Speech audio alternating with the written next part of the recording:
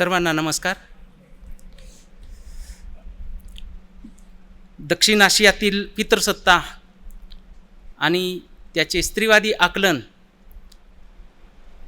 हा जो विषय आहे तो फार आजच्या कालखंडात फार महत्त्वाचा आहे.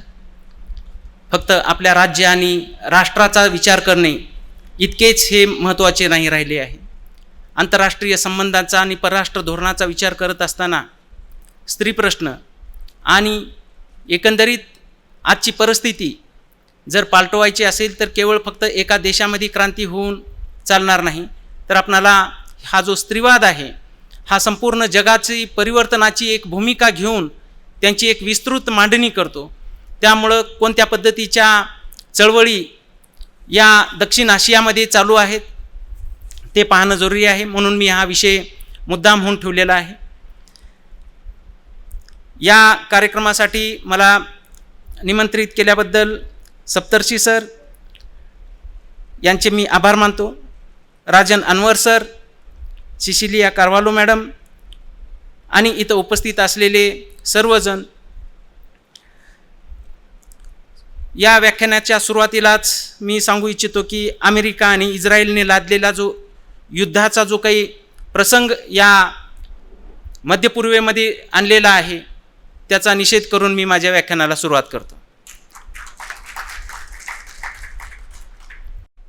महिला दिनावरून वेळोवेळी चर्चा होत असते की जागतिक महिला दिन, पुन्हा भारतीय स्त्रीमुक्ती, पुन्हा ती कोणत्या दिवशी साजरी करायची, 8 मार्च करायची का 3 मार्च करायची, यावरून पण आपल्यामध्ये वेगवेगळे मतांतरे असतात. हे सर्व दिन साजरे केले तरी आपलं काही बिघडत नाही, कारण की त्या निमित्ताने समाजामध्ये स्त्री प्रश्नाची चर्चा ही लोकांपर्यंत पोहोचत असते. त्यामुळं अनेक दिवस केलं तरी देखील त्यामध्ये काही असं बिघड होत नाही असं मला वाटतं. त्याचसोबत हे आमच्यासाठी स्त्री अभ्यास केंद्र म्हणून आम्ही दररोजच ह्याच विषयाचे अध्यापन करत असतो आणि त्यामुळं आमच्यासाठी असा एक वेगळा म्हणून असा काही दिवस नसतो. ह्या दररोजच आमचं कामाची तो भागच आहे की लिंगभाव संवेदनशीलता, स्त्रीवादी विचारधारा हा वेगवेगळ्या संदर्भामध्ये उपस्थित करून त्याचे आकलन काही नवीन पद्धतीचे होऊ शकते का, ह्या दक्षिण आशियाच्या संदर्भामध्ये याचं आकलन कशा पद्धतीने करायचं हा माझ्यापुढे एक प्रश्न होता. आणि त्या अनुषंगाने ज्यावेळेस मी विचार करायला सुरुवात केलो त्यावेळेस याचं जे काही मुख्य प्रश्न आहेत, रिसर्च ऑब्जेक्टिव्ज ते काय असले पाहिजेत याचा मी विचार करत होतो. आणि त्या कालखंडामध्ये मला असं दिसून येत होतं की हे मी महिनाभरापूर्वी मला सरांनी ज्यावेळेस सांगितले तिथून मी ह्या विषयाच्या जास्तीत जास्त सखोलता कशी गाठता येईल याचा मी विचार करत असताना दक्षिण आशियाई समाजामध्ये पितृसत्ताक पद्धतीची प्रमुख वैशिष्ट्ये कोणती आहेत, त्यामधले कोणते प्रश्न आहेत. दक्षिण आशियामध्ये पितृसत्ताक व्यवस्था स्त्रियांचे शरीर, श्रम, लैंगिकता आणि सामाजिक भूमिका कशा पद्धतीने नियंत्रित करते. जात, वर्ग, धर्म, राष्ट्रवाद हे लिंगभावाच्या छळाशी कशा पद्धतीने जोडलेले आहेत आणि इथल्या एकंदरीत स्त्री चळवळीने ह्या पितृसत्तेला कशा पद्धतीने आव्हान दिलेलं आहे आणि इथं वेगवेगळ्या पद्धतीच्या स्त्री चळवळी कशा पद्धतीने चालत आहेत याचा वेध घेणे मला महत्त्वाचे वाटत होते. स्त्रीवाद या ठिकाणी कशा पद्धतीने आला या दक्षिण आशियामध्ये, भारतामध्ये कशा आला, वेगवेगळ्या इस्लामिक कंट्रीजमध्ये कसा गेला, त्याला त्यांनी रेस्पॉन्स कसा दिलेला आहे हे पण पाहणं जरुरी आहे. आणि म्हणून सामाजिक पातळीवर पितृसत्ताक व्यवस्था नष्ट करण्यासाठी स्त्रीवादी शिक्षण आणि जाणीवा ह्या विकसित करून ज्या पद्धतीने आपणाला समाजामध्ये एक सघन अशा पद्धतीची लोकशाही व्यवस्था निर्माण करायची आहे, त्याची स्थापना ह्या स्त्रीवादी दृष्टिकोनातून कशी करता येईल असं स्त्रीवाद्यांना वाटतं. त्याचा पण आपण विचार केला पाहिजे. भारत असो किंवा ह्या दक्षिण आशिया, आपण आताच्या कालखंडामध्ये कितीही पुरोगामी म्हणून घेत असलो, हे भारत हा आता आधुनिक आहे. मुळामध्ये हा कंटेम्पररी समाज असतो. आधुनिकता ही गोष्ट वेगळी आहे, आपण त्याचा नंतर विचार करू. परंतु हा जो दक्षिण आशिया आहे, हा दक्षिण आशियावर ज्यावेळेस वसाहतवाद या ठिकाणी स्थापित झालेला होता त्या कालखंडापासून ज्यावेळेस आपण याचा विचार करतो त्यावेळेस आपल्याला लक्षात येतं की इथला जो काही कालखंड आहे ही याची जी संस्कृती आहे ही बऱ्यापैकी जवळपास सारखी आहे, मिळतीजुळती असलेले हे देश आहेत. आणि त्यामुळं हा जो काही प्रादेशिक भूभाग आहे तो जगाच्या पेक्षा थोडा वेगळ्या संस्कृतीने घडलेला आहे. युरोपियन संस्कृती वेगळी, अरेबिक वेगळी, आणि ह्या दक्षिण आशियातली संस्कृती ही भारत केंद्रीय असल्यासारखी ही संस्कृती आहे. तिकडं अनेक, आपण कितीही दूरवर गेलो आपण थायलंडपर्यंत जरी गेलो ह्या दक्षिण आशिया सोडून, तरी देखील आपल्याला तिथं पण भारतीय संस्कृती दिसून येते. आणि त्यामुळं ह्या जो दक्षिण आशिया आहे ह्या दक्षिण आशियाचा वेगवेगळ्या संदर्भामध्ये विचार करणं जरुरी आहे. आजचे प्रश्न या दक्षिण आशियामध्ये मोठ्या प्रमाणात जे निर्माण झालेले आहेत त्याची सोडवणूक करणे फार महत्त्वाचे असल्यामुळं, आणि आपला भूभाग हा विशेषतः भारत, पाकिस्तान, बांगलादेश, श्रीलंका, नेपाळ, भूतान, मालदीव, अफगाणिस्तान या प्रदेशांच्या संदर्भामध्ये इथल्या विविधतेत एकता ही कशा पद्धतीने आहे ही रुजवण्याचं पण काम केलं पाहिजे. प्रत्येक वेळेला आपण केवळ प्रश्न सांगून चालणार नाही. ज्या पद्धतीने या ठिकाणी ॲन आर्ग्युमेंटेटिव्ह इंडियन नावाचं पुस्तक अमर्त्य सेन यांनी लिहिलं, आणि या पुस्तकामधून त्यांनी या ठिकाणी वेगवेगळ्या संस्कृतीचे लोक वेगवेगळ्या ठिकाणावरून आले ह्या दक्षिण आशियामध्ये, आणि त्यांनी काहीतरी या संस्कृतीला दिलेलं आहे, आणि त्यातून ही भारतीय संस्कृती बनलेली आहे, ही दक्षिण आशियातली संस्कृती बनलेली आहे, असं त्यांनी ज्या पद्धतीची लेखन केलेलं आहे, मांडणी केलेली आहे, ती आपल्यासाठी फार महत्त्वाची आहे. याचं कारण आहे की आपण कसे वेगवेगळे आहोत आणि एक विरुद्ध दुसरा, आणि हे आक्रमणकारी कसे आहेत हे सांगून त्यांना शत्रुस्थानी ठरवण्याचा जो काही प्रयत्न करतो त्याला उत्तर म्हणून आर्ग्युमेंटेटिव्ह इंडियन हे पुस्तक येतं.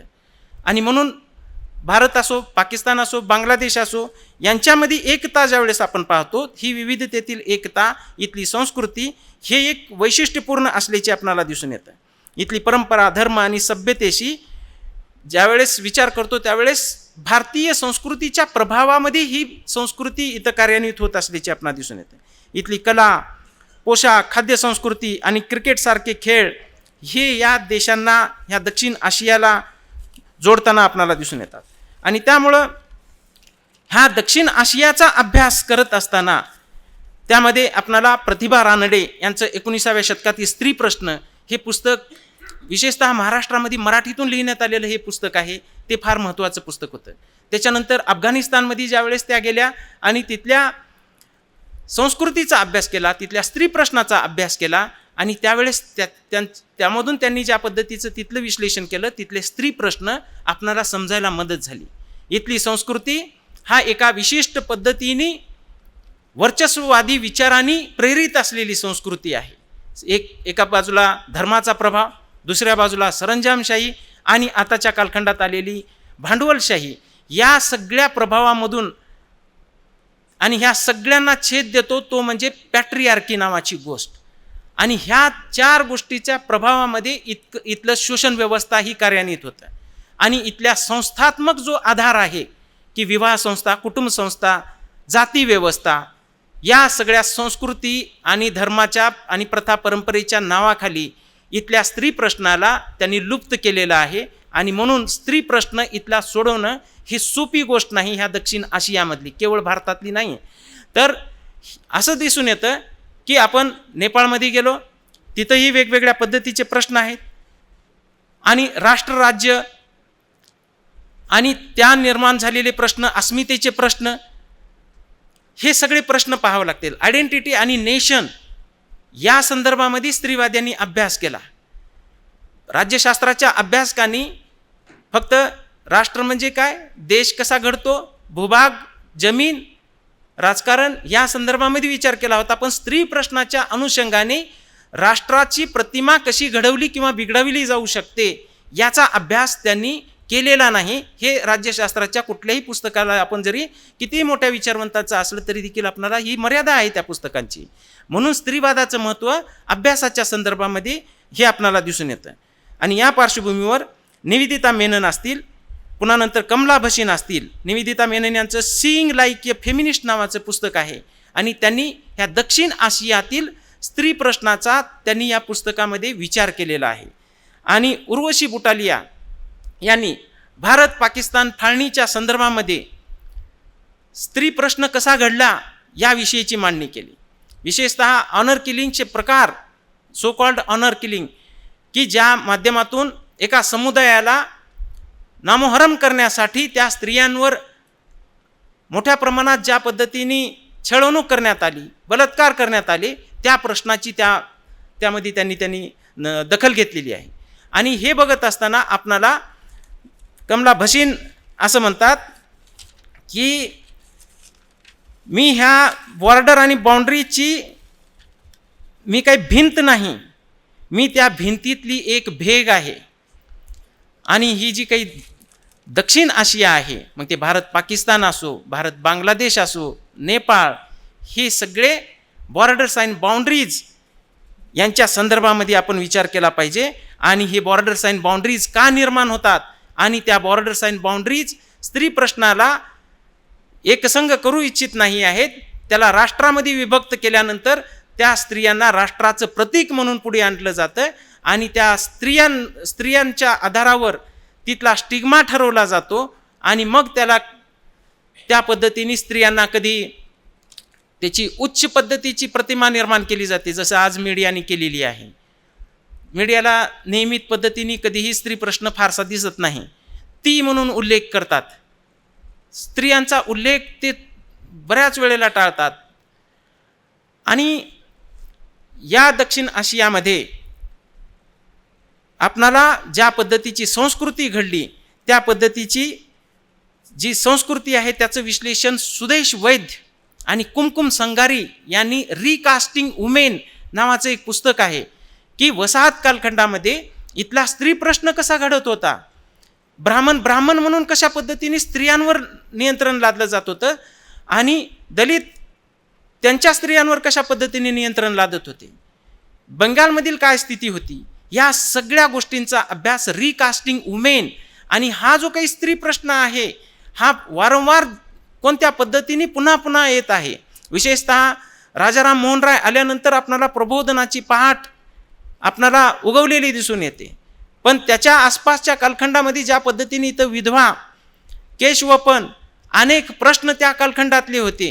हे प्रश्न हे कशा पद्धतीने पुन्हा पुन्हा 1980च्या दरम्यानपर्यंत ही सती नावाची गोष्ट येऊन गेली आणि तो काही कालखंड फार असा काही दूरचा नाही आहे.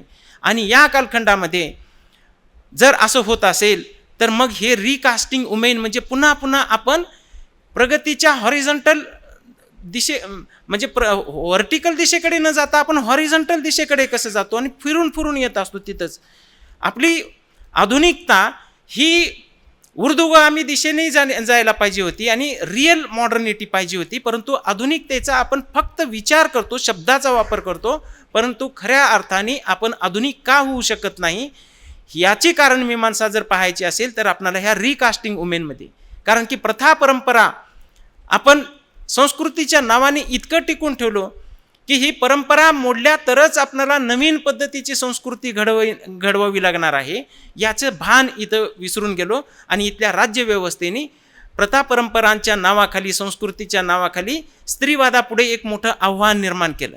आणि ह्या सगळ्या देशांमध्ये हीच परिस्थिती आहे.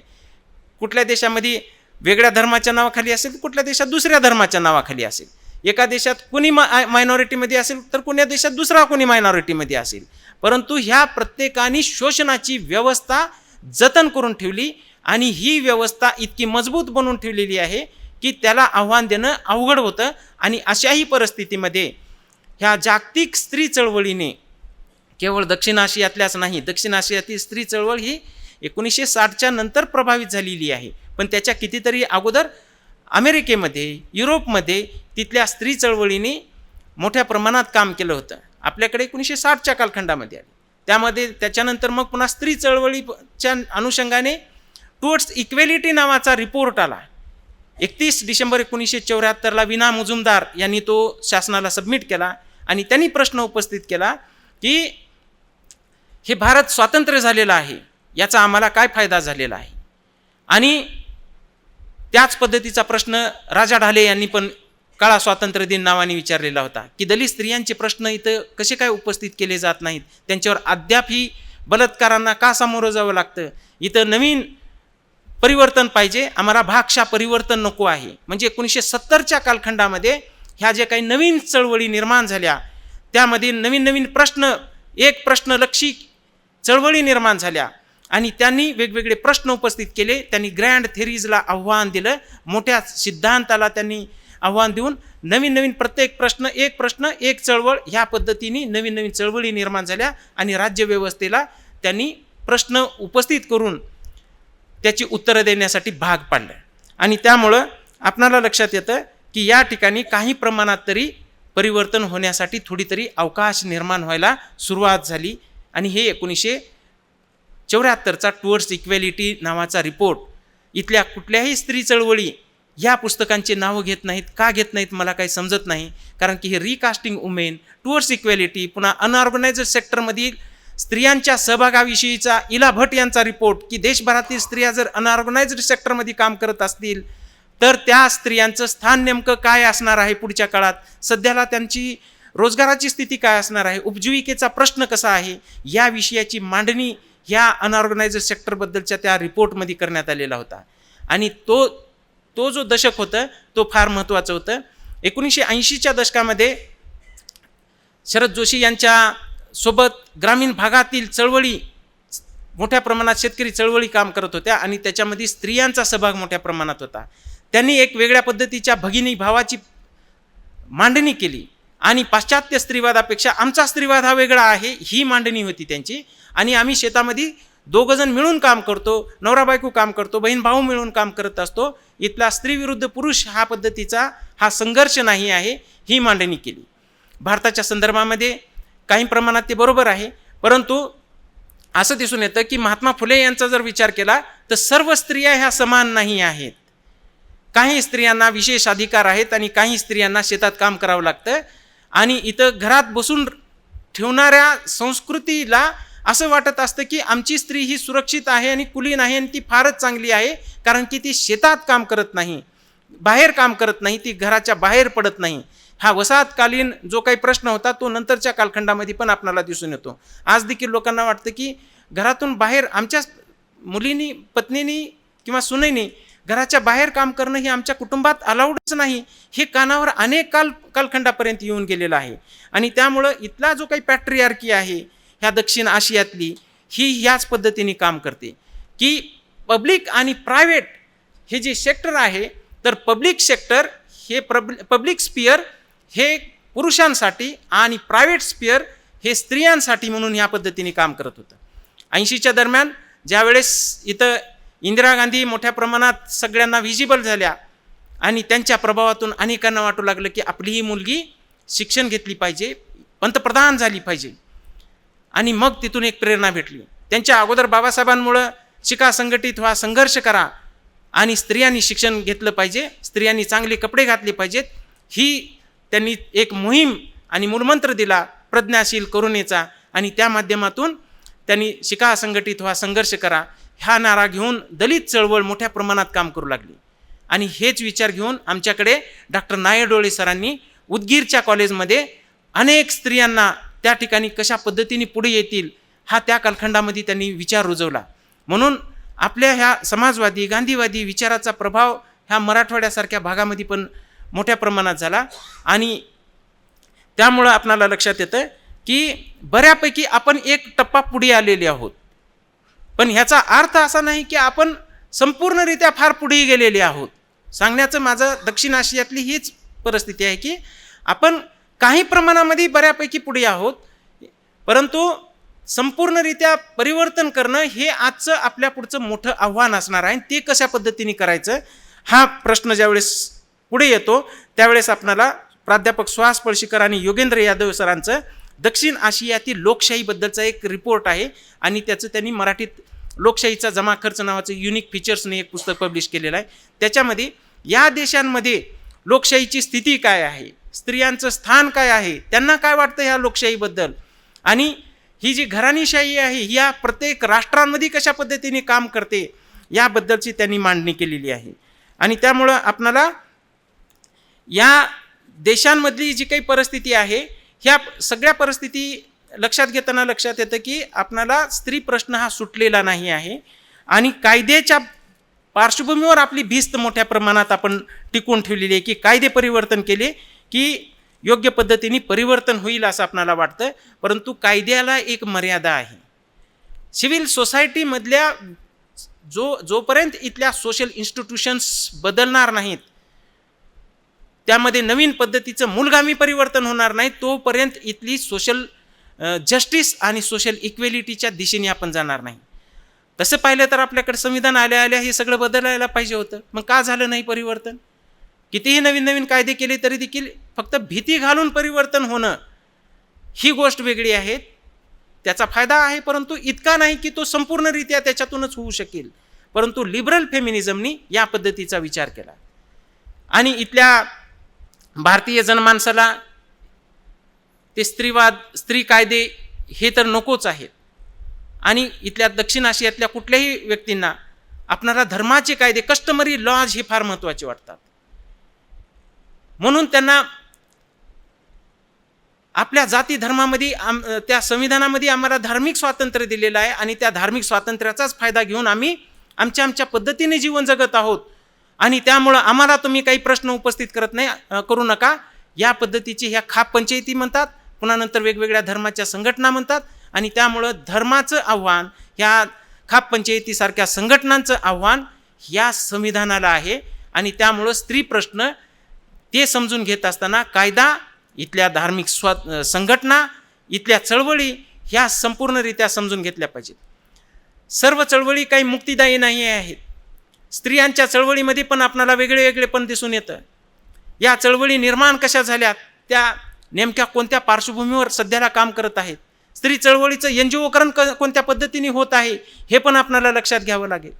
आज अशी स्थिती आहे की ज्या फुले शाहू आंबेडकरांनी सांगितलेल्या मूलमंत्रानुसार इथं चळवळी विकसित होत होत्या. जागतिकीकरण, भांडवलशाहीच्या प्रभावात ते एनजीओकरणाच्या निमित्ताने मोठ्या प्रमाणात रिपोर्ट लिहिण्यापुरत्या मर्यादित झाल्या. मोठे मोठे अभ्यासक त्यांनी आपापल्या एनजीओज काढल्या आणि ह्या चळवळी सगळ्या आता वेगवेगळ्या रिपोर्ट पुरत्या मोठ्या कॅमेरा घेऊन त्याचं डॉक्युमेंटेशन करणे आणि डॉक्युमेंटरीज बनवणं इतक्या पुरत्याच ह्या मर्यादित राहिलेल्या दिसून येतात. दक्षिण आशियाचा अभ्यास करत असताना मला या डॉक्युमेंटरीचा काही प्रमाणात उपयोग झाला. ते काही एनजीओनं बनवलेल्या नव्हत्या, परंतु काईट रनर सारखी जर आपण मूव्ही किंवा डॉक्युमेंटरी पाहिली तर आपणाला लक्षात येईल की अफगाणिस्तानमधला प्रश्न कशा पद्धतीने बिकट झालेला आहे.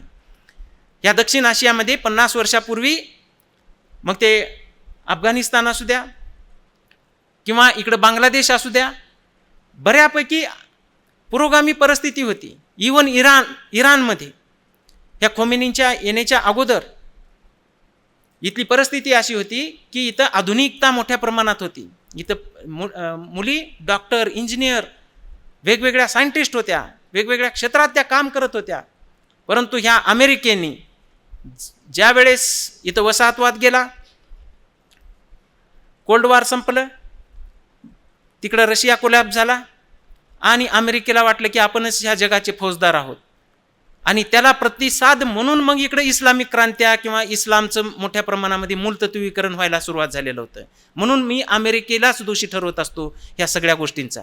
कारण की लोकशाहीच्या नावाखाली त्यांनी ज्या पद्धतीने हा जो काही जागतिक पद्धतीची युद्धखोरपणा लादलेला आहे, त्या युद्धखोरपणामध्ये पर्यावरण संपून जातं, स्त्री प्रश्न त्याच्यामधून कुणालाही ते महत्त्वाचा वाटत नाही. अनेक गरिबींचे प्रश्न त्याच्यामधून नवीन नवीन निर्माण होत असतात आणि त्या अमेरिकेला आपणच सगळं एकदम चांगलं राहिलं पाहिजे आणि दुसऱ्या देशाचं काय व्हायचं आहे ते हो, त्यांना कोण अधिकार दिलेला आहे अशा पद्धतीने. आणि त्यांच्याच ह्या भूमिकांमुळं दक्षिण आशियातील सगळ्या देशांमध्ये वेगवेगळे प्रश्न निर्माण होत आहेत आणि इवन दक्षिण आशियात नाही तर ते मध्य पूर्वेमध्ये पण त्याच पद्धतीची स्थिती आहे. आणि त्यामुळं आपण हा जो विषय मी घेण्याचं कारण होतं की याला बाकी राष्ट्र पण जबाबदार आहेत. केवळ आपल्या इथले चांगले किंवा वाईट यांना कोण मानतं जागतिक पातळीवर? कारण की आपण त्याच्यातला एक लहानसा घटक आहोत आणि त्यामुळं जगभरामध्ये जे होत आहे त्याचे आंतरराष्ट्रीय पडसाद उमटत असतात आणि त्यामधून हे स्त्री प्रश्नाकडे दुर्लक्ष होण्यासाठी ही युद्धखोरपणा मोठ्या प्रमाणात जबाबदार आहे असं मला वाटतं. म्हणून इथले पॅट्रियार्की आपण टिकून राहिलं पाहिजे, आपण धर्माला विसरून गेलो म्हणून आपण पराभूत होत आहोत असं त्यांना वाटून मग ह्या वेगवेगळ्या देशामध्ये त्यांच्या एक संघटना त्या राष्ट्रावर आपली पकड मजबूत करताना दिसून येत आहेत. आणि अनेक राष्ट्रातल्या राष्ट्रप्रमुखांना त्यांची सत्ता स्वतःला टिकून ठेवण्यासाठी त्या राज्यघटनेत बदल केले पाहिजेत असे वाटत राहतं या दक्षिण आशियामध्ये. आणि त्यामुळं पण इथं स्त्री प्रश्नाला चान्सच नाही कुठं. एकतर स्त्रीवादी म्हणून घेणं हेच काय अनेक स्त्रियांना कमीपणाचं वाटतं. आज भलेही कितीही स्त्री चळवळीमधून काम करू द्या स्त्रिया, आजच्या दिवशी कितीही सेलिब्रेशन होऊ द्या. आणि ह्या विषयावरचं माझं हे आकलन सांगतं की मोठ्या मोठ्या मानुषीसारख्या संस्थेच्या ज्या काही प्रमुख होत्या की त्यांनी सांगितलं why I am not a feminist नावाचं पुस्तक लिहिलं, कारण की हे पाश्चात्य स्त्रीवाद आहे, हा भारतीय स्त्रीवाद नाही. मग तुम्ही मांडणी करायचा होता भारतीय स्त्रीवाद काय आहे नेमका. कुठलाही वाद असू द्या, त्या विचारसरणीतून न्याय कसा भेटेल याची तुम्ही मांडणी करा, मग त्याच्यावर चर्चा होऊ शकेल. समता आणि न्यायाची मांडणी ही लोकांपर्यंत कशा पद्धतीने खरोखररित्या पोहोचेल याची मांडणी हिंदुत्ववाद्यांनी केली पाहिजे, मूलतत्ववाद्यांनी केली पाहिजे, सर्व धर्मवाद्यांनी केली पाहिजे. आणि त्याच्यानंतरच मग त्याची चर्चा होऊ शकेल असं मला वाटतं. जो आपला विचार आहे तो विचार हा काही लोकांना जर इनजस्टिस ठेवत असेल तर त्याचा आपल्याला विचार करावा लागेल. म्हणून स्त्री प्रश्नाचा आणि इतिहासाचा एकंदरीत जर वेध घेतला तर आपल्याला या विषयाचा अभ्यास 3 प्रकारे करण्याचा प्रयत्न होताना दिसतो. स्त्रियांच्या संदर्भात एका पातळीवर समावेशनाचा इतिहास म्हणून सांगितला जातो, इन्क्लुजन. दुसरं त्यांचं कॉन्ट्रीब्युशन सांगणे, योगदानाचा इतिहास. आणि तिसरं अत्याचाराचा इतिहास. ह्या 3 पातळीवर स्त्रीवादी इतिहासाची मांडणी केली जात आहे. आणि ह्या दक्षिण आशियामध्ये कधी स्त्रियांचं ग्लोरिफिकेशन केलं जातं, तर कधी आमच्या स्त्रियांवर मोठ्या प्रमाणात अन्याय झाला म्हणून अन्यायवादी इतिहास लेखन केला जातो. आणि कधी कधी त्यांचं एजन्सी कशी आहे म्हणजे त्यांच्या योगदानाचा इतिहास लिहिण्याचा प्रयत्न केला जातो. आणि इनव्हिजिबिलिटी स्त्रियांची कोणत्या राहिलेली आहे, हायपर व्हिजिबिलिटी ह्या जागतिकीकरणामध्ये कोणत्या स्त्रियांची राहिलेली आहे, ह्या पद्धतीने पण ह्या स्त्रियांचा अभ्यास केला जातो. आणि त्यामुळं ज्यावेळेस आपण ह्या आशियाच्या संदर्भात विचार करतो त्यावेळेस आपणाला नेपाळमधील माओवादी चळवळीतील स्त्रिया, त्यांनी मोठ्या प्रमाणात एजन्सी घेतली, हिंसक पद्धतीची क्रांती झाली पाहिजे ह्या भूमिका घेऊन काम करणाऱ्या स्त्रिया, तर दुसऱ्या बाजूला शांततेसाठी चळवळी करणाऱ्या स्त्रियांचा सहभाग श्रीलंकेमध्ये मोठ्या प्रमाणात दिसतो. आणि म्हणून तिथल्या स्त्रीवाद्यांनी तिथली जी काही भूमिका घेतली त्याचा पण विचार केला पाहिजे. श्रीला राय नावाच्या एक अभ्यासक आहे, त्यांनी स्त्रिया आणि हिंसाचार आधारित संघर्षामधील जी काही जटिलता आहे, स्त्रीवाद्यांनी संघर्षाचा आधार घेतला पाहिजे का, हिंसाचाराचा आधार घेतला पाहिजे का, शांततेतून क्रांती होऊ शकेल की हिंसाचारातून क्रांती होऊ शकेल, हा जगभरापुढे पडलेला प्रश्न आहे. ज्यावेळेस हा प्रश्न गांधीजी यांच्या कालखंडात पडलेला होता त्यावेळेस गांधीजींनी भूमिका घेतली की प्रत्येकाकडून मुठमुठ त्याग त्यांनी एकत्रित केला आणि त्याच्यातून शक्ती निर्माण केली. भगतसिंगांनी इतरांकडून त्याग नको, मीच सर्वस्वाचा त्याग करतो म्हणून त्यांनी एक वेगळी चळवळ निर्माण केली, त्यांनी एक वेगळे फोर्स निर्माण केली. ह्या 2 वेगवेगळ्या भूमिका आहेत. गांधीजीची आठवण आपणाला या कालखंडामध्ये येण्याचं कारण म्हणजे ज्या पद्धतीचं हिंसक वातावरण लोकशाहीच्या नावाखाली घडत आहे त्यावेळेस आपणाला पंडित जवाहरलाल नेहरू, महात्मा गांधीजी, बाबासाहेब आंबेडकर यासारख्या विद्वानांचा आपणाला आज देखील उपयोग होतो. आणि स्त्रीवाद्यांनी या गोष्टींचा पण विचार केला पाहिजे. केवळ सिमॉन दी बोवा यांनी काय सांगितलं आणि बाकीच्यांनी काय सांगितलं आणि तोच स्त्रीवाद आहे म्हणून उपयोग नाही आहे. आमच्या इथून एक पुस्तक लिहिण्यात आलं, स्त्रीवाद जागतिक आणि स्थानिक द्वैताच्या पलीकडे, प्राध्यापक शर्मिला रेगे यांचं पुस्तक होतं. तो कोर्सचा आमचा टायटलच आहे की स्त्रीवादाची मांडणी ही जगभरामध्ये होत असताना केवळ पाश्चात्य स्त्रीवाद म्हणजे स्त्रीवाद नाही, व्हाईट फेमिनिझम म्हणजे स्त्रीवाद नाही आहे, तर जगभरात वेगवेगळ्या कालखंडात वेगवेगळ्या पद्धतीने स्त्रीवादाची जडणघडण झालेली आहे, ही मांडणी त्या पुस्तकामधून त्यांनी केली.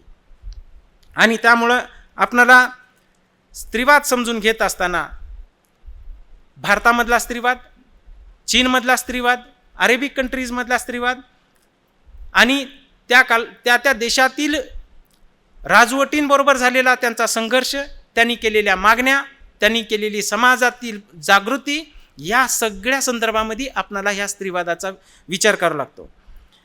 बांगलादेशामध्ये आज अशी स्थिती आहे की तयार वस्त्र उत्पादन क्षेत्रात स्त्रियांचा लैंगिक छळ आणि स्त्री कामगारांचे लैंगिक सीमांतीकरण मोठ्या प्रमाणात होत आहे. आणि हा गंभीर प्रश्न आहे. मोठे पाश्चात्य राष्ट्र तिथे येतात आणि स्वस्त मजूर मिळतात म्हणून यांच्याकडे मोठ्या प्रमाणात काम देत असतात. ज्या ज्या वेळेस दारिद्र्य येतं एखाद्या राष्ट्रावर त्या वेळेस तिथल्या त्या स्त्रियांवर मोठ्या प्रमाणात प्रॉस्टिट्यूशन होण्याची वेळ त्या कालखंडामध्ये येत असते. त्यामुळं दारिद्र्याचा प्रश्न स्त्री प्रश्नाशी जुळलेला आहे. 1941ला ज्यावेळेस अकाल पडला म्हणजे दुष्काळ पडला आणि त्या कालखंडामध्ये मोठ्या मोठ्या राजघराण्यात राहणाऱ्या स्त्रियांना त्यांना फार विचित्र अवस्थेला सामोरं जावं लागलेलं आहे स्वतःला टिकवून ठेवण्यासाठी. आणि ह्याबद्दल त्या कालखंडामध्ये ब्लॅक अँड व्हाईट मूव्हीज पण निघालेले आहेत. आणि त्यामुळं आपणाला हे लक्षात घेत असताना ह्या दक्षिण आशियामध्ये बौद्ध धर्म असो, हिंदू धर्म असो, मुस्लिम असो, जैन असो, ह्या सगळ्या धर्मांनी धर्मग्रंथात काय लिहिलं मला फारसं माहीत नाही, परंतु तिथं चांगलं आहे म्हणून सांगितलं जातं. पण प्रत्यक्षामध्ये इथला जो काही पॅट्रियार्की आहे ह्या धर्माच्याच नावाने चालत असल्याचे आपणाला दिसून येतं.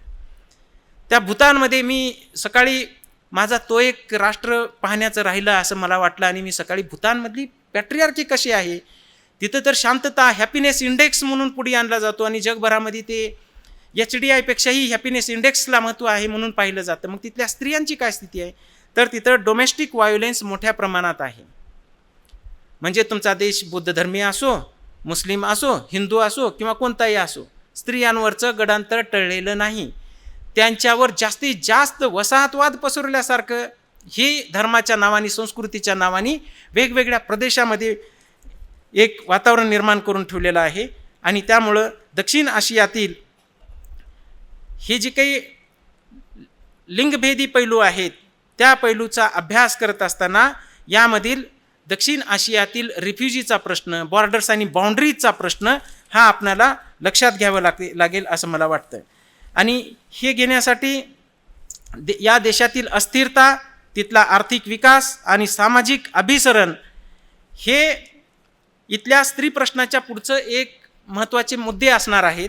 आणि त्यामुळं इथून जो पुढचा अजेंडा असणार आहे तो राजकीय स्थिरता आणि त्यामध्ये एक सामाजिक अभिसरण कसं होईल आणि मूलगामी सामाजिक परिवर्तन कसं होईल याला महत्त्व देऊन इथला आर्थिक विकास घडविला पाहिजे. आर्थिक विकासाच्या संदर्भात स्त्रीवाद्यांनी एक मोठं कॉन्ट्रीब्युशन केलं ते म्हणजे व्हायोलेन्स ऑफ डेव्हलपमेंट ही संकल्पना त्यांनी 1970च्या दशकात पुढे आणली. हे त्यांचं मोठं कॉन्ट्रीब्युशन आहे. आपलं नर्मदा बचाव आंदोलन झालं आणि मोठे डॅमची उंची आणि तिथलं विस्थापन हे सगळे प्रश्न आले. आणि ज्यावेळेस आणि हे गांधीवादी पद्धतीने झालेलं आंदोलन होतं आणि हे जगभर प्रसिद्ध असलेलं भारत स्वातंत्र्य झाल्यानंतरचं हे पहिलं आंदोलन होतं. आणि त्याला राज्यव्यवस्थेने इथल्या उत्तर दिलं की हे NGO वाले आहेत, हे बाहेरून पैसे घेणारे आहेत आणि इथली ही चळवळ मोडीत काढण्याचा प्रयत्न केला. इथल्या गांधीवादी स्त्रीवाद्यांनी हा जो काही विकास आहे तो विकास हा भांडवलदारांना पूरक आहे आणि इथल्या पर्यावरणवादाला हा जो विकास आहे मोठ्या प्रमाणामध्ये तुम्ही मोठे डॅम निर्माण करणे भांडवलशाहीला पूरक ठरत आहेत, तो स्त्रीवादाला नाही. स्त्री प्रश्न सुटत नाही. जनसामान्यांचं जीवन हे अत्याधिक पद्धतीने अडचणीचं ठरू शकतं ही भूमिका मांडली. आणि त्यामुळं इथं राज्यव्यवस्थेला प्रश्न उपस्थित करत असताना त्यांनी ठोस पद्धतीचे रिपोर्ट लिहिले, चळवळी केल्या आणि याची दखल इथल्या मेनस्ट्रीम समजणाऱ्या समाजाने कधीही घेतली नाही. हे फक्त अभ्यासापुरतं मर्यादित राहतं हा जो काही स्त्री चळवळीचं योगदान आहे ते.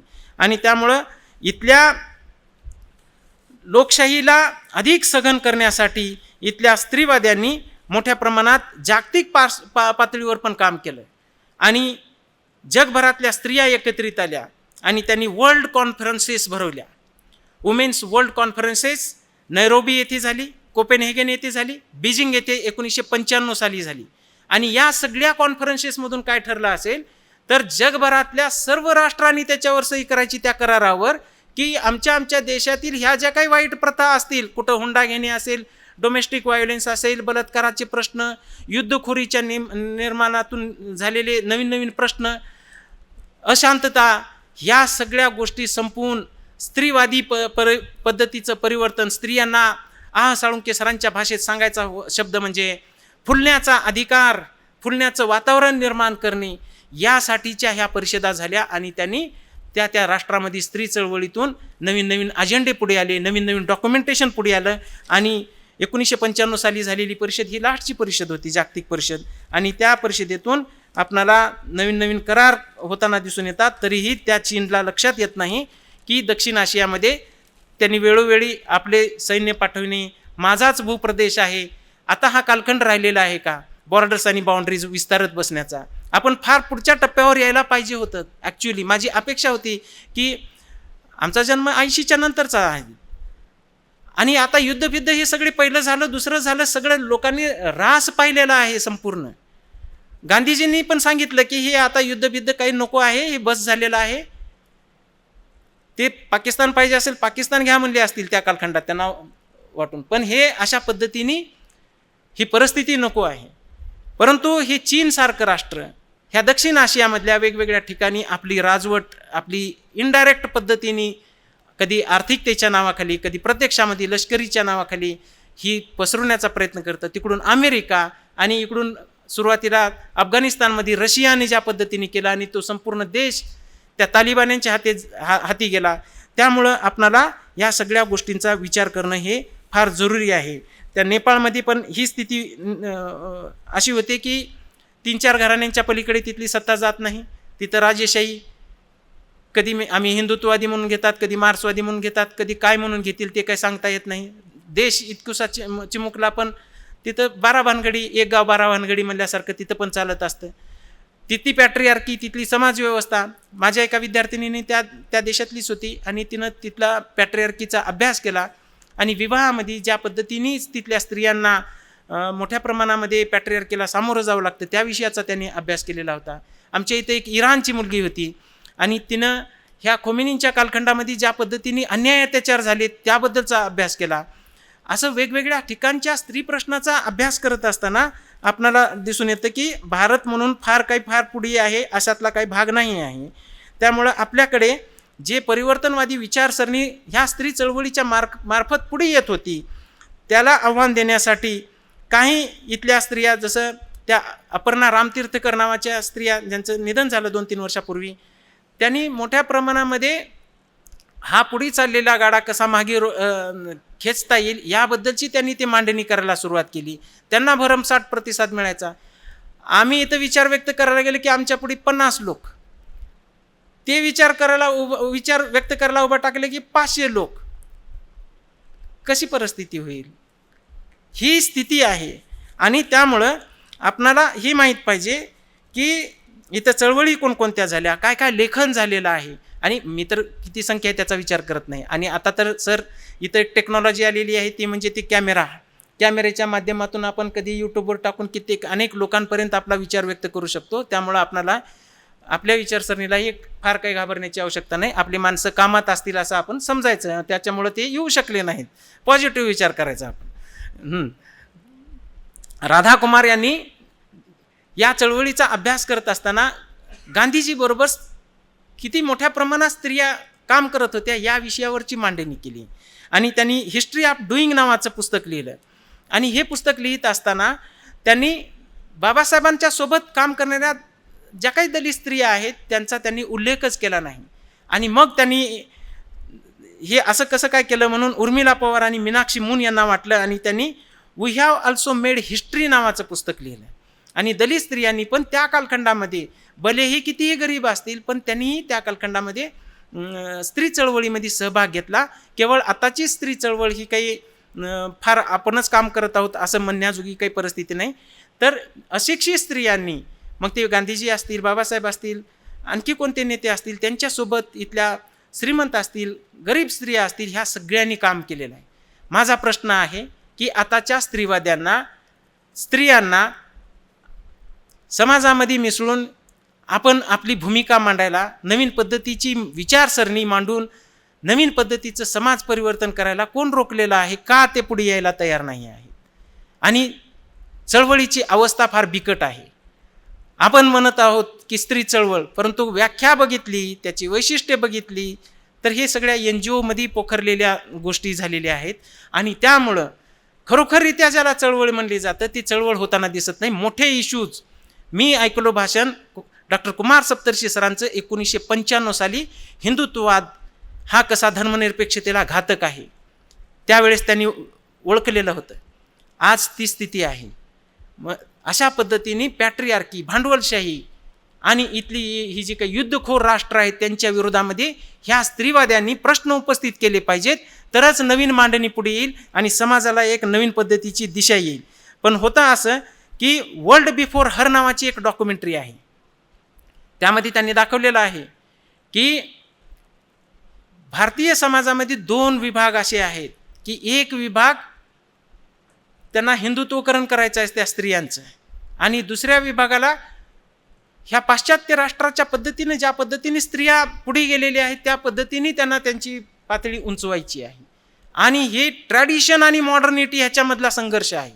आणि ह्या दक्षिण आशियामध्ये हाच मोठा संघर्ष आहे की आपण ट्रॅडिशन आहोत की मॉडर्न आहोत. आणि भारताचं जर वैशिष्ट्य सांगितलं तर हे फ्रॅक्चर्ड मॉडर्निटीचे असलेले लोक आहेत. फ्रॅक्चर्ड मॉडर्निटी म्हणजे काय? मनुस्मृती एका हातामध्ये आणि एका हातात संविधान घेऊन पळत आहेत. आणि कधी त्यांना ज्यावेळेस वाटेल की हे समाजातून फायदा होत असेल राज्यव्यवस्थेकडून की आधुनिक म्हणून घेतल्यामुळं की आम्ही कसे संविधानवादी आहोत, आणि कधी परंपरेमधून फायदा वाटत असेल तर ते मनुस्मृती दाखवत आहेत. आणि त्यामुळं ही जी काही अशा लोकांबरोबर चर्चा होणं फार डिफिकल्ट आहे आणि अशा व्यक्तीबरोबर चळवळी करून त्यांचं मन परिवर्तन करायचं आहे. आणि सर्वांना न्याय मिळेल याच्यावर विश्वास नाही का लोकांचा, असा मला पडलेला प्रश्न आहे. आणि त्यामुळं ह्या ज्या काही चळवळी होत होत्या त्या थांबल्यासारख्या झालेल्या आहेत आणि व्यक्तिवाद हा निर्माण झाला, इंडिव्हिज्युअलिझम. कारण की ह्या जागतिकीकरणाने खाप्या मजा करा नावाची एक संस्कृती रुजविली. आपल्या पुरतं विचार करा, मग चळवळीत कोण यायला तयार आहे? अगोदरच्या कालखंडामध्ये कामगारांना पेन्शन होतं, परमनंट जॉब होते, ते त्याच्यातलं काहीतरी डोनेशन करायचे. आता कॉन्ट्रॅक्ट बेसिसवर लोक आंदोलन कोणी केलं तर त्याला हायर अँड फायर आहे. त्याची स्थिती तर फार वाईट होण्याची शक्यता आहे. चळवळ्या ठप्प झाल्या आणि ह्याला ही भांडवलशाही जबाबदार आहे. आणि त्यामुळं केवळ व्यक्ती जबाबदार नसतात, तर ही जी निर्माण झालेली परिस्थिती आहे ही परिस्थिती ही फार मोठी जबाबदार आहे असं आपणाला सांगता येऊ शकतं. आणि त्यामुळं या राष्ट्रांमध्ये पुरुषत्व आणि पितृसत्ता कशा पद्धतीने घडते याचा विचार केला तरच आपणाला इथली पुरुष सत्तेचं स्वरूप लक्षात येऊ शकतं.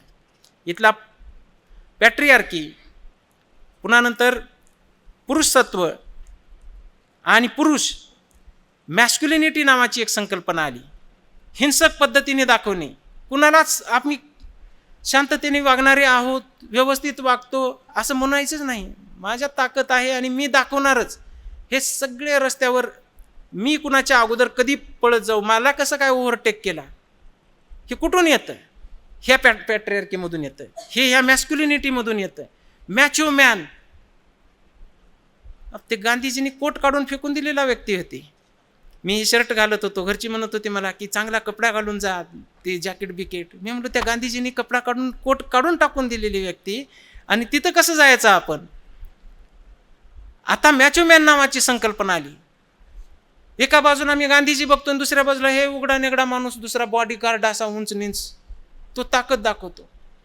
त्याचं बघून, ते सुनील शेट्टीचं बघून 1991ला सगळेच ते बनेन ओढू मोठे करू मोठे बाहू दाखवू मॅस्क्युलिनिटी दाखवणारे लोक इथं निर्माण झाले.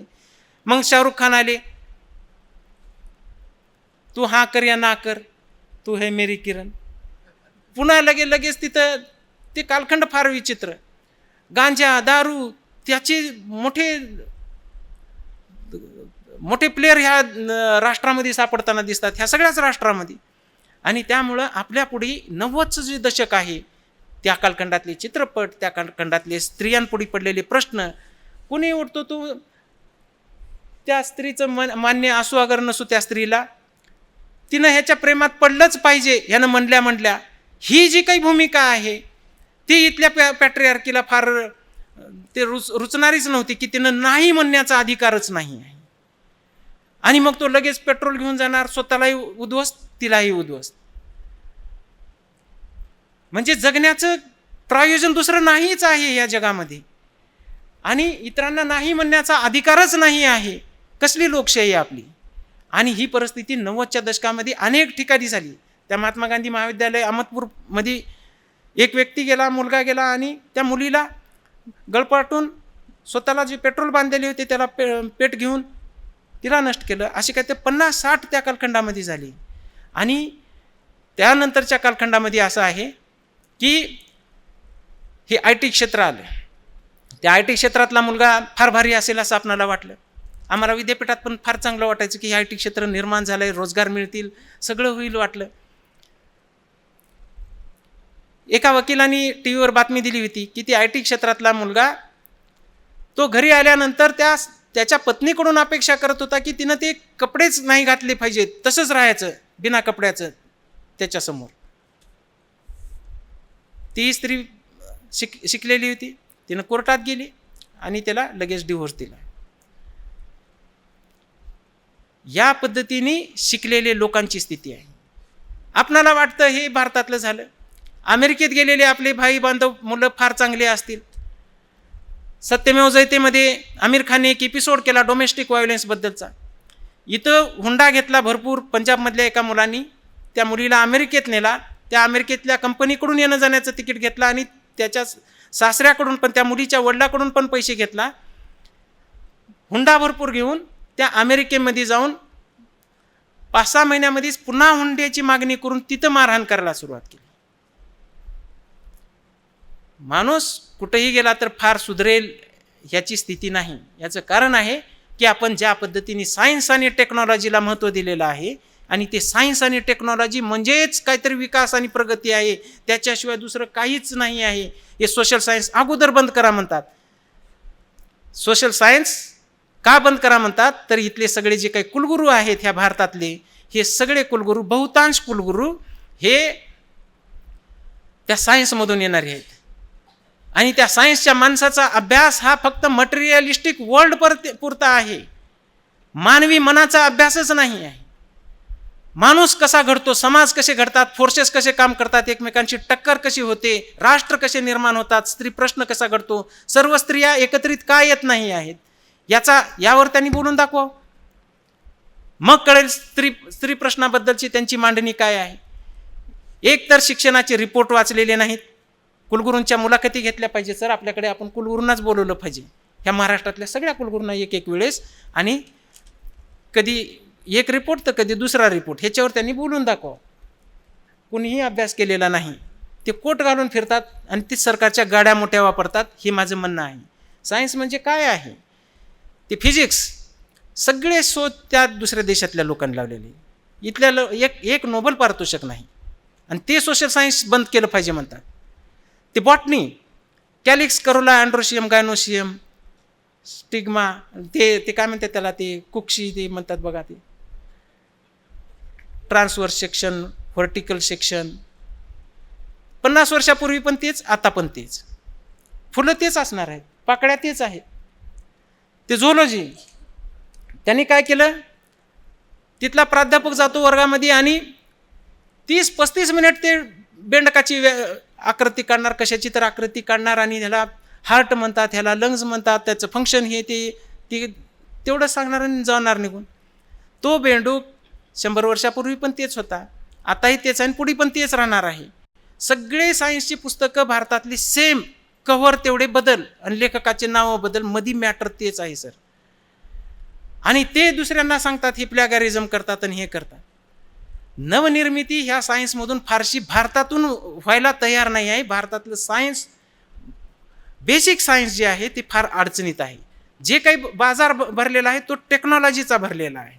आपणाला वाटतं की ते टेक्नॉलॉजी म्हणजे सायन्स म्हणून आपण चालत्यात, जे काही चाललंय ते म्हणून आपण हे करतो, आणि ते पदं वेगवेगळे भूषून ह्या सोशल सायन्सेसला बदनाम करत आहेत, आणि त्या माध्यमातून इथली सामाजिक त्याचा अभ्यास करणारे जे सायन्स आहेत ते बंद पाडले पाहिजेत, ह्या भूमिकेवर येत आहेत. म्हणून मला हे बोलावं लागलं. आणि त्यामुळं आपणाला या पुरुष सत्तेबद्दलचा विचार करत असताना स्त्रियांचे श्रम आणि त्यांच्यावरचं नियंत्रण हे या सगळ्या राष्ट्रामध्ये मोठ्या प्रमाणात आहे.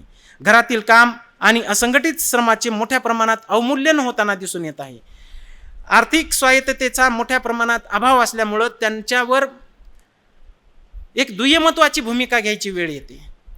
त्या स्त्रीला आर्थिक स्वातंत्र्यच नाही. तिनं अगोदरही नव्हतं, आताही नाही. आताही पगार त्याच्याकडे जमा करायचा, नाही केला तरी पण त्याच्यावरचं नियंत्रण जे आहे ते त्या बऱ्यापैकी पुरुषांकडेच असतं. या सगळ्या राष्ट्रांमध्ये बलात्कार, घरगुती हिंसाचार, ऑनर किलिंग यासारख्या प्रथा मोठ्या प्रमाणात आहेत. हे कॉमन प्रश्न आहेत ह्या सगळ्या राष्ट्रांमधले. आणि त्या अफगाणिस्तानमध्ये तरी ते ऑनर किलिंग झाली असं समजलं की ऑनर किलिंगची जी प्रथा आहे ती तर त्या ग्राउंडमध्ये नेऊन ती मारण्याची, दगड टाकायचे आणि मारायचे. त्याच्यावर काही डॉक्युमेंटरीज बनलेले आहेत. ऑनर किलिंग हा माझा अभ्यासाचा भाग आहे. कोणकोणत्या कारणांनी हे वेगवेगळ्या राष्ट्रांमध्ये होतं त्याचा मी अभ्यास केलो आहे. आणि हे बघत असताना लक्षात आलं की कुणी तृतीयपंथीय म्हणून जन्माला आला असेल तर ते इज्जतीचा प्रश्न निर्माण झाला म्हणून लोकांनी त्यांना मारून टाकलेला आहे. प्रेम नावाची गोष्टच ह्या सगळ्या दक्षिण आशियात रुजलेली नाही. कसे आंतरजाती विवाह केले त्या कालखंडात त्यांनाच माहीत. परंतु आता आंतरजाती विवाह करणं हे या कालखंडात फार डिफिकल्ट झालेलं आहे. त्यावेळेस पण ती स्थिती होती. लोकांना चित्रपट पाहायला आवडतं, तिथलं प्रेम आवडतं, तिथले गाणे आवडतात. पण प्रत्यक्षामध्ये जर कोणी कुणाला प्रेम करत असेल अजिबात नाही. स्वतः करू वाटतं दुसऱ्यांवर प्रेम, पण दुसऱ्यानं दुसऱ्यावर केलेलं तर अजिबात नाही. आणि आपल्या जातीतल्याने दुसऱ्यावर केला तर तो त्याचं तर काही खरं नाही. ही जी काही परिस्थिती आपण सगळ्यांनीच ओढवून घेतलेली आहे आणि टिकून धरलेली आहे, याच्यातून मार्गच निघायला तयार नाही. जोपर्यंत आंतरजातीय विवाह होत नाहीत तोपर्यंत ह्या जाती व्यवस्थेला, ह्या धर्म व्यवस्थेला छेद बसणार नाही. कसं काय शक्य आहे हे? विवाह आपण एकाच विशिष्ट जातीमध्ये मर्यादित संख्या, त्याच्यामध्ये त्या मुलांना सरकारी नोकरी पाहिजे म्हणून तिथली ही जी काही पॅट्रियार्की आणखीच वेगळ्या पद्धतीने काम करते. मग त्याला अधिक डोनेशन देऊन, मग डोनेशन म्हणजे काय? हुंडा आला. मग ते डोनेशन कुणाकडून भरायचं? तर त्या मुलीबरोबर विवाह करण्यासाठी तयार व्हायचं आणि मग तिच्या वडिलांनी हे हुंडा भरायचा.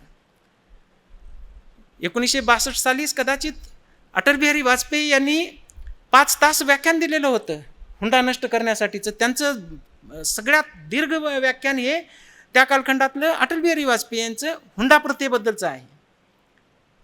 62. आपल्याला वाटलं, आता लोक म्हणतात शहरामध्ये आम्ही हुंडा घेत नाही, चमचा देखील घेत नाही, फक्त काय करा ते फ्लॅट घेऊन द्या आणि 1 BHK नको, 2 BHK पाहिजे कधी आपण आलो तर. आता त्या स्क्वेअर फूटची काय किंमत आहे याची काही कल्पना आहे का? फ्लॅटच्या भाव काय आहेत, जमिनीचे भाव काय आहेत?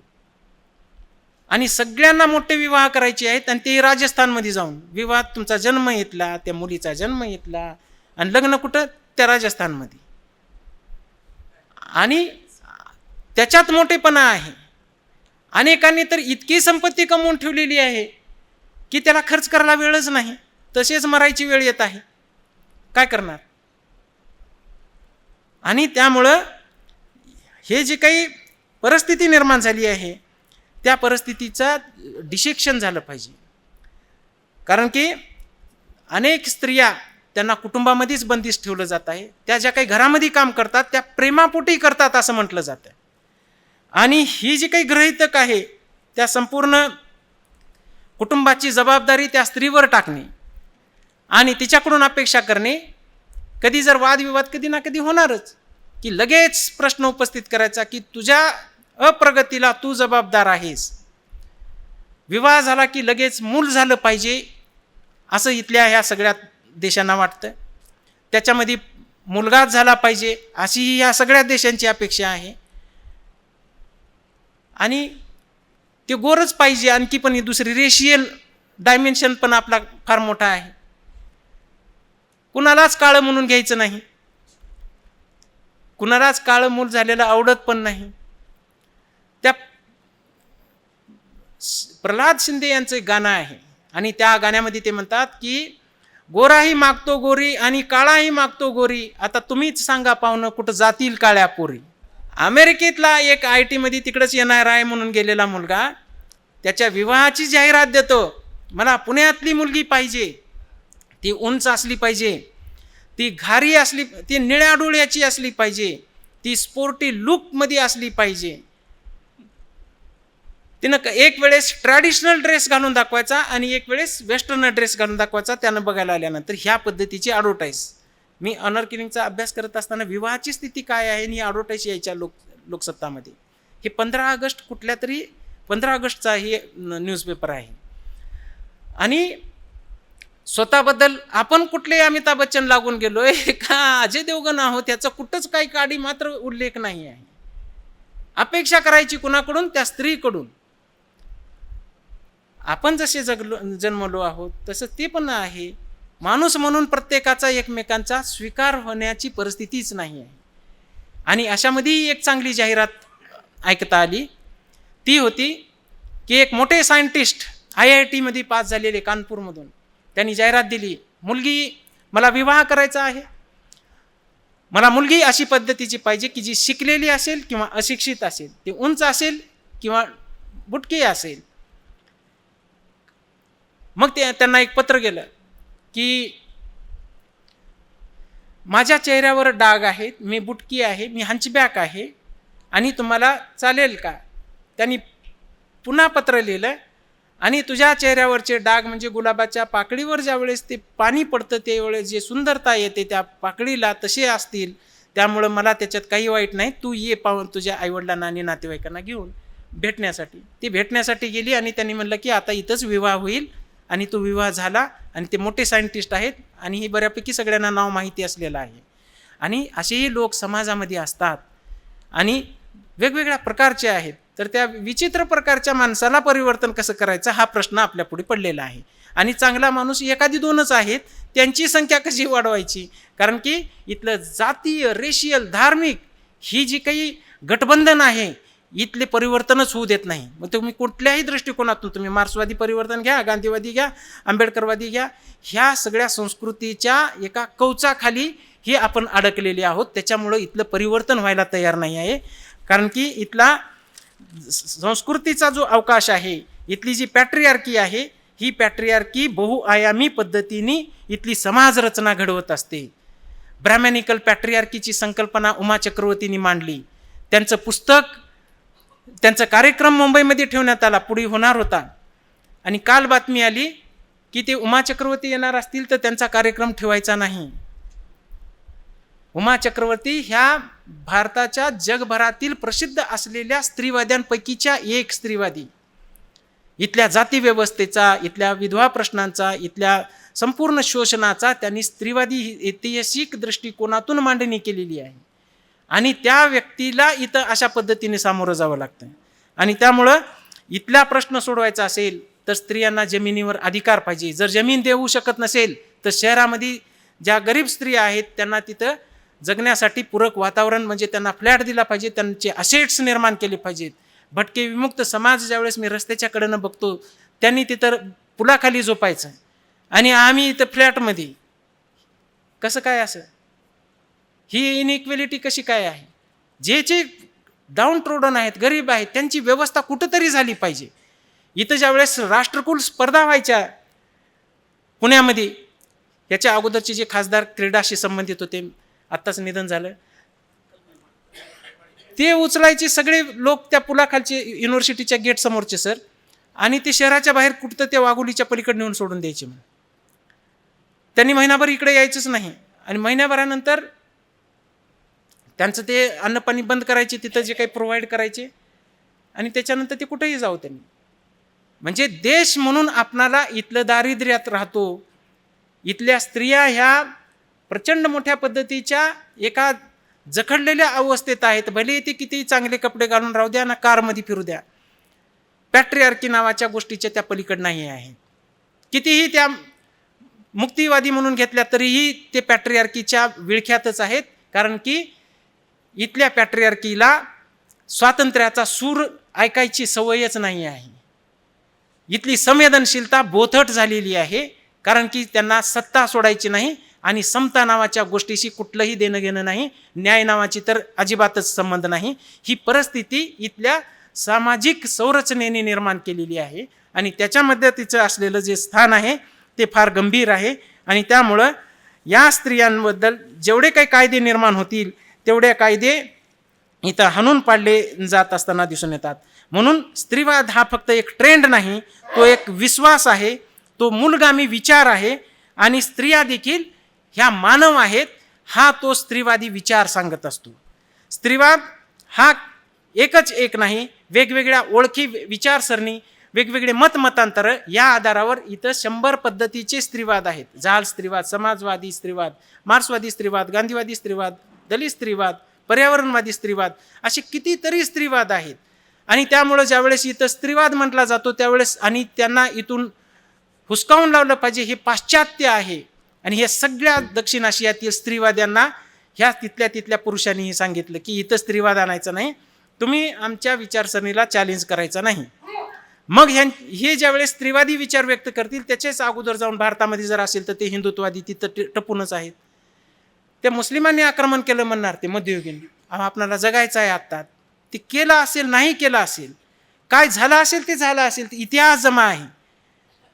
आताचा वर्तमान कसं घडवायची जबाबदारी आपण जगतो तर आपल्यावर आधारित आहे. म्हणून मला कंटेम्पररी पिरियडचा अभ्यास हा महत्त्वाचा वाटतो. दक्षिण आशिया कंटेम्पररी पद्धतीने कसं बदलता येईल. अगोदर चांगलं झालं असेल तर चांगलीच गोष्ट आहे, वाईट झालं असेल तर वाईटच गोष्ट आहे.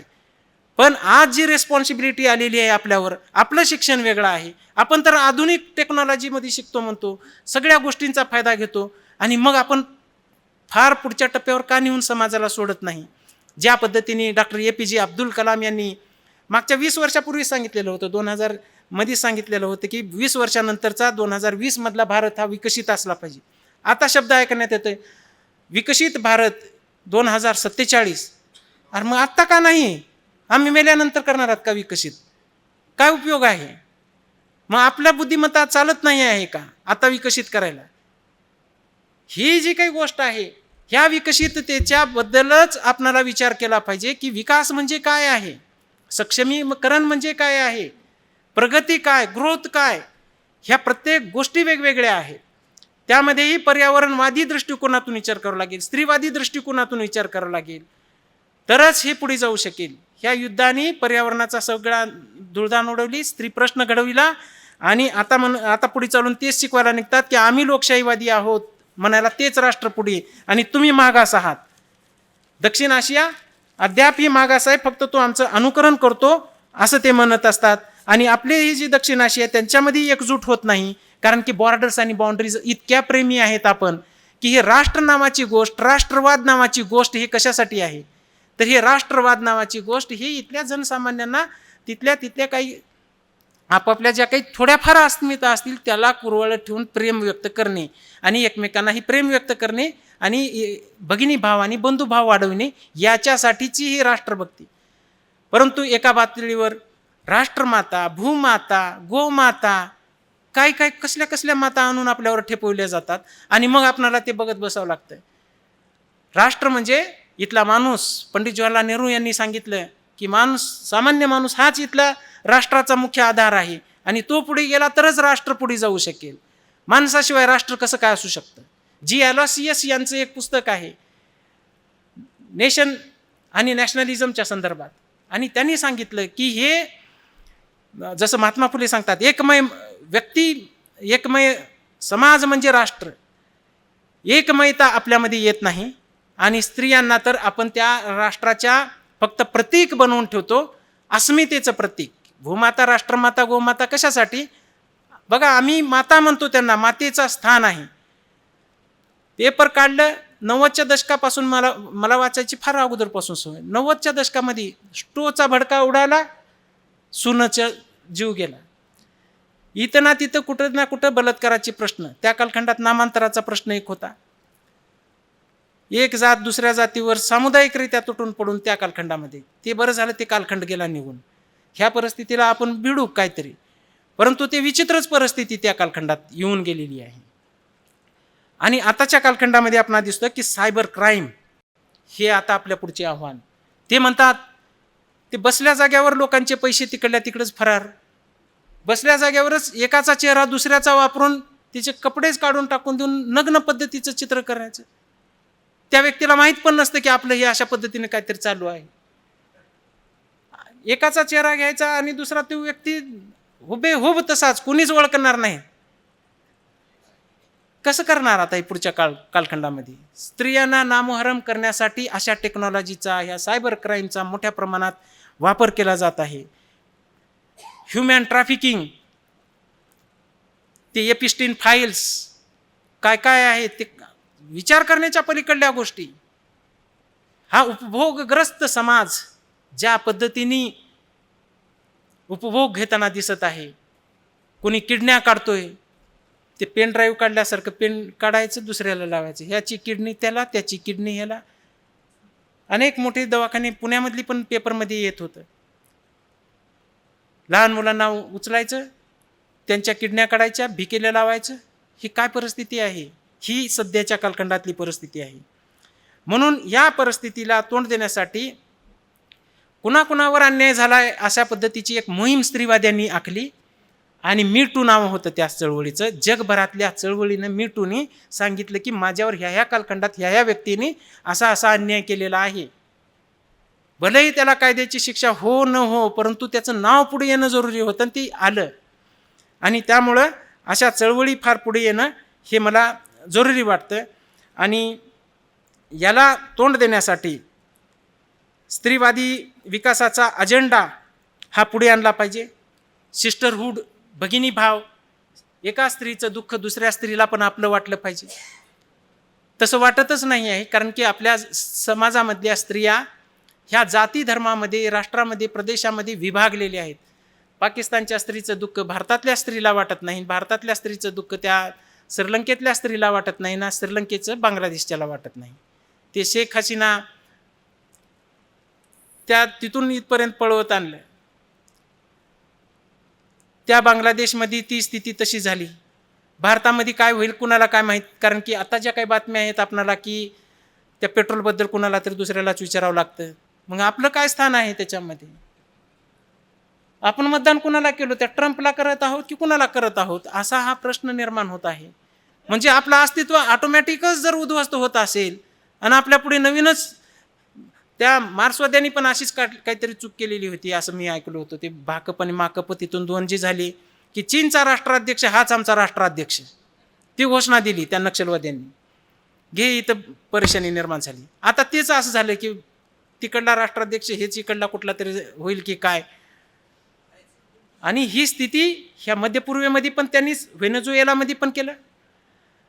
हे आंतरराष्ट्रीय करार आहेत की कुणीच कुणाचा राष्ट्राध्यक्षाला अशा पद्धतीने हटवू शकत नाही. युद्धाबद्दलचे नियम आहेत की कुणी युद्ध करत असताना तो सिव्हिलियनवर हल्ला करू शकत नाही.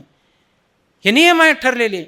त्या ट्रम्पला काय शिक्षण घेतले की नाही माहीत नाही, पण ह्या पद्धतीने त्या अमेरिकेने कसं काय झेललं असे माझ्या पुढे वेगळेच प्रश्न पडलेले. ते अमेरिका कसे काय अशी, तिथल्या लोकांनी प्रश्न उपस्थित करायला पाहिजे, त्यांना खाली खेचायला पाहिजे. युद्धग्रस्तता कशी काय त्यांनी, तिथे तर एज्युकेशन जास्त आहे असं आम्ही ऐकतो. त्यांच्यापेक्षा आम्हीच परवडलो. आम्ही फक्त बोलण्याच्या पातळीवर आम्ही तुला मारून टाकीन म्हणतो, तुला हे करून म्हणतो, पण प्रत्यक्षात काय करत नाही. पण ते रोज उठून एक देश जर ताब्यात घेत असेल आणि तिथली लोकशाही जर हटवत असेल तर कसला स्त्री प्रश्न, कसला आंबेडकरवाद, कसला गांधीवाद, मार्क्सवाद. सत्ता आहे त्याचीच चलती आहे. आणि त्यामुळं या सगळ्या परिस्थितीला तोंड देणं हे चॅलेंज आहे आणि स्त्रीवाद्यांनी त्याच्याविषयी भूमिका घेतली पाहिजे. एक वाक्य स्त्री चळवळीतून यायला तयार नाही अशा ह्या युद्धांबद्दल, वेगवेगळ्या परिस्थितीबद्दल. काय तर ते सरकार काहीतरी म्हणेल आणि सरकार विरोधात विद्यापीठांमध्ये तरी असे वातावरण आहे की काहीच बोलायचं नाही, फक्त पगार येतो ना महिन्याला, कशाला काय बोलायचं आहे. म्हणून नायडोळे सर त्यावेळेस बोलायची, भूमिका घ्यायची, मार्गदर्शन करायचे की रशिया कसा कोलॅप्स झाला, त्याची कारणं काय आहेत, भांडवलशाहीची भूमिका काय होती. आज कोण प्राध्यापक आहे जो रावसाहेब कसबे सरकार लगेच सांगितल्या उठून भाषण करायला, सरांसारखं लगेच सरांना सांगितल्या त्यांनी लगेच प्रस्तावना म्हणली, प्रस्तावना केली. तेवढंच बोलण्यासाठी 3 दिवस द्या म्हणतात मला.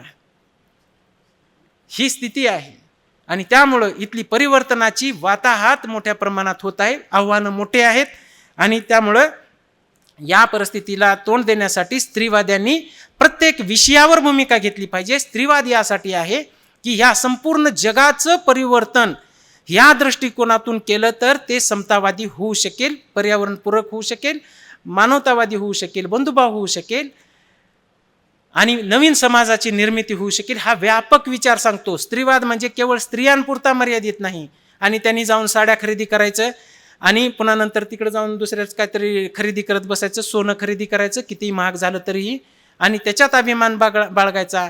माझाच धर्म मोठा म्हणून दुसरी स्त्री आली तर त्याच्याकडे द्वेष करणे, असला हा विचार नाही आहे. हा स्त्रीवाद नाही होऊ शकत. स्त्रीवाद हा व्यापक विचार आहे, तो सखोलता आहे त्याच्यामध्ये आणि त्यांनी माणुसकीची भूमिका आहे. मानवतेचं संपूर्णरित्या कल्याण होऊ शकतं ही भूमिका मांडतो. म्हणून इथल्या पॅट्रियार्कीला ते पेलवत नाही स्त्रीवाद, आणि इथल्या स्त्रियांचं ही पॅट्रियार्कल प्रबोधन घडल्यामुळं ते लवकर स्त्रीवादी होत नाही आहेत. म्हणून इथल्या स्त्री चळवळीने आजच्या दिवशी मला जे वाटलं ते ही भूमिका आहे. खोटी वाटत असेल तर त्यांनी मला चर्चा करावी आणि पसंत पाठवून दिलं तर मी माघार घेईन. पण मला हे समाजामध्ये दिसत नाही. रॅडिकल फेमिनिस्टांनी सांगितलं की जगभरातील स्त्रीवाद्यांनो एक व्हा, कारण की मार्क्सने ज्या पद्धतीने कामगारांनो तुम्ही एक व्हा, तुमच्याकडे गमावण्यासारखं काही नाही, ही भूमिका घेतली आणि त्यांनी इथल्या कामगारांना प्रेरित केलं. रॅडिकल फेमिनिस्टांनी त्याच पद्धतीची भूमिका घेतली की जगभरातील स्त्रीवाद्यांनो तुम्ही एक व्हा, तुमच्याकडेही गमावण्यासारखं काही नाही. पण इथं त्यांचं कुणीच ऐकलेलं नाही, कारण की इथला प्रदेश, इथली संस्कृती, इथला धर्म, प्रथा, परंपरा, संस्कृतीचं पांघरून घेऊन जे बसलेले लोक आहेत त्याच्यामध्ये स्त्रिया पण आहेत. स्त्रियांनी हे जी लेखन आहे नवीन मुक्तिदायी ते वाचलं पाहिजे. त्या स्त्री शक्तीपेक्षा स्त्री मुक्तीचा विचार इथं मोठा होता. आजच्या कालखंडामध्ये स्त्री शक्ती म्हणून पुढे येताना दिसत आहेत. ते हिंदुत्ववादी फोर्सेस त्या पद्धतीने काम करत आहेत. हिंदुत्ववाद्यांनी इथं न्याय नावाच्या गोष्टीबद्दलचं त्यांचं मत व्यक्त केलं पाहिजे. समता त्यांच्या विचारातून कशी आली पाहिजे पटवून दिलं पाहिजे. मग आम्ही मान्य करू. मार्क्सवादाबरोबर हिंदुत्ववादाचा ज्यावेळेस संघर्ष होईल त्यावेळेस हिंदुत्ववाद्यांना कळेल की आपण कुठल्या पाण्यामध्ये आहोत. समाजवाद्याबरोबर त्यांनी टक्कर घ्यावी. गांधीजी तर हिंदू धर्म मानायचे, घेऊ गांधीजी बरोबर टक्कर. मग ही आताची जी काही रोज उठून म्हणणारे लोक आहेत की मी हिंदुत्ववादी. काय केलं हिंदुत्ववादी म्हणून? का जगामध्ये काही तुमची सत्ता आहे का ट्रम्प तुम्हाला ऐकतो? काय नॉलेज प्रोडक्शन आहे? काहीच नाही. म्हणून घ्यायला काय लागले म्हणायचं आणि दुसऱ्या कुठल्या तरी अल्पसंख्याक समाजाला, कधी मुस्लिमांना, कधी जैनांना, कधी बुद्धिस्टांना टार्गेट करत राहायचं. बाबासाहेबांनी रिडल्स इन हिंदुइझममध्ये या विषयाची चिकित्सा जन्मण्याच्या अगोदर केलेली आहे. त्यांनी सांगून ठेवलेलं आहे मी हिंदू म्हणून जन्माला आलो, परंतु मी हिंदू म्हणून मी मरणार नाही. आता काय करता? आणि त्यामुळं इथल्या स्त्रीवाद्यांनी पण विचार केला पाहिजे. मूलगामी परिवर्तन होऊ शकतं, परिवर्तनावर विश्वास असला पाहिजे आणि परिवर्तन होऊ शकतं. पुरुष सत्ता नष्ट होऊ शकते. यावर जोपर्यंत विश्वास असणार नाही तोपर्यंत इथला स्त्रीवाद, इथली पॅट्रियार्की संपवणार नाही आणि तरच हे दक्षिण आशिया हा एक पुरोगामी राष्ट्र, पुरोगामी समुदाय म्हणून पुढे येईल. आणि ह्या बॉर्डर्स आणि बाउंड्रीज ह्या नॅशनलिझमला फारसं धर्माला महत्त्व न देता जमातवाद, मूर्तत्वाचा इथं बिमोड करून इथं समतावादी समाज पुढे आणण्याला हा स्त्रीवाद मदत करेल. मला इथं बोलवल्याबद्दल अनवर राजन सरांचं, सप्तर्षी सरांचं, इथल्या मोठ्या टीमचं मी आभार मानतो. मी इथं बसून मी भाषणं ऐकलेली आहेत. रावसाहेब कसबे सरांचं गांधीजीबद्दलचं पुस्तकाचं मी इथं ऐकलेलं आहे आणि मला ह्या स्टेजवर बोलण्याची तुम्ही संधी दिली त्याबद्दल मी आभार मानतो. माझं दीर्घ चाललेलं हे जे काही व्याख्यान आहे, मला वाटलं नव्हतं की मी एवढं बोलेन, परंतु होऊन गेलं. ती सवयीचा भाग असेल कदाचित, परंतु मला बोलणं आवश्यक वाटलं आणि आपल्या या व्यासपीठावरून बोलणं मला आवश्यक वाटलं. कारण की ज्या पद्धतीचं आपल्यापुढे आव्हान आहे त्याला आव्हानाला आपण पुढच्या काळामध्ये सामील, आम्ही तुमच्यासोबत आहोत, तुम्ही आमच्यासोबत आहात. आपण एकत्रितरित्या कुठल्याही अडीअडचणीला सामोरं जाण्यासाठी प्रयत्नात राहूत आणि त्याच्यात जीव गेला हरकत नाही. काय फरक पडतो? कधी ना कधी मरायचंच आहे. धन्यवाद.